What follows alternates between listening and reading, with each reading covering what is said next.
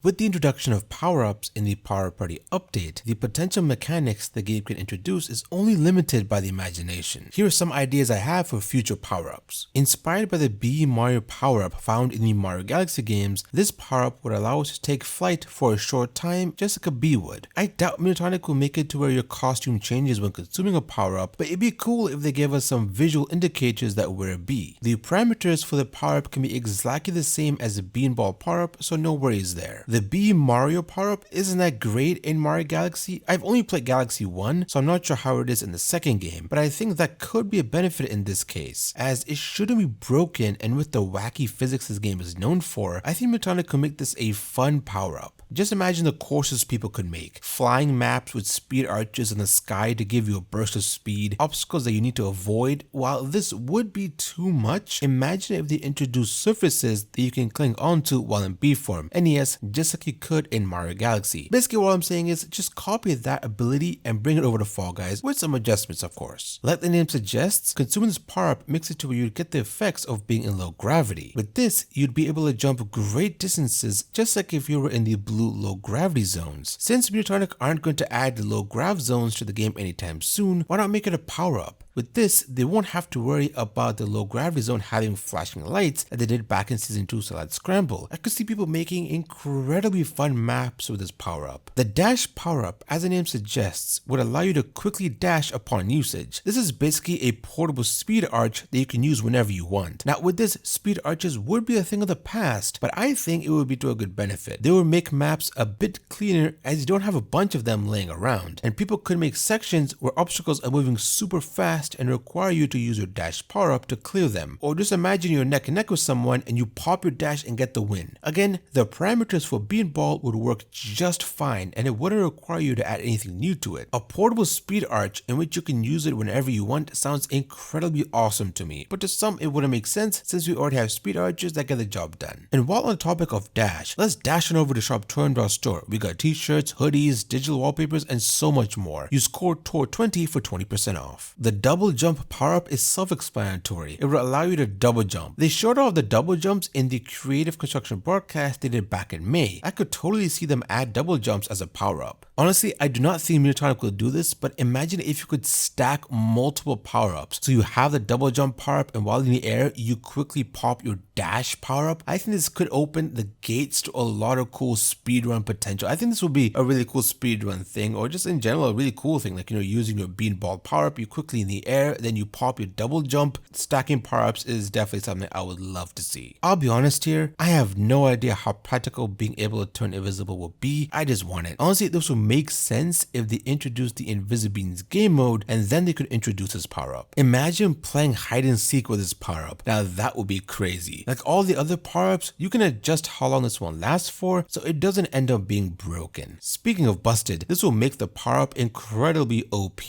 Imagine when you're invisible, no obstacles can hit you. You just phase right through them and nobody can grab you. Although if they do add the invisibility power-up, they're just going to port over the invisibility feature from Sweet Thieves and Treat Thieves, where you actually have to hold down a button in order to use it, and you can only really use it when you're walking. Although if they do implement invisibility, I would love to be able to run or just use other power-ups, again as I said in the previous segment, but even if we're able to just run while we're invisible, that'll be plenty enough for me. Listen man, every game needs a grappling hook. Now with this power-up, I would make it to where it works like the grapple vine badge found in Super Mario Bros. Wonder. You aim at where you want to go, and as long as it's in a straight line, you'll go there and cling onto the wall. There are a bunch of different ways you can make this work. Imagine if they introduce some objects where you can use a grapple hook, so it won't attach itself to everything, just specific objects. While I was kind of joking at the start, grapple hooks just make some games really fun. Being able to zip across a map at breakneck speeds just gives me a lot of dopamine. This power-up would shrink you down. Now how small is up for debate. With being able to scale objects, you can make some objects pretty small. Now imagine if we had a power-up that could do the same to us. Although since we can scale objects to 10, people have probably made levels where we're like ants in a house for example, but I could still see some people doing wonderful things with this power-up. You could have sections where you need to shrink down to fit into a tiny hole for example. Although what happens if the power-up runs out and you're still in the small hole? That could cause some problems, but either way, a shrinking power-up would be really nice in my opinion. Thank you to our Max Tour members for your continued support. Check out Shoptour store, click the subscribe button, it's free and helps the channel grow.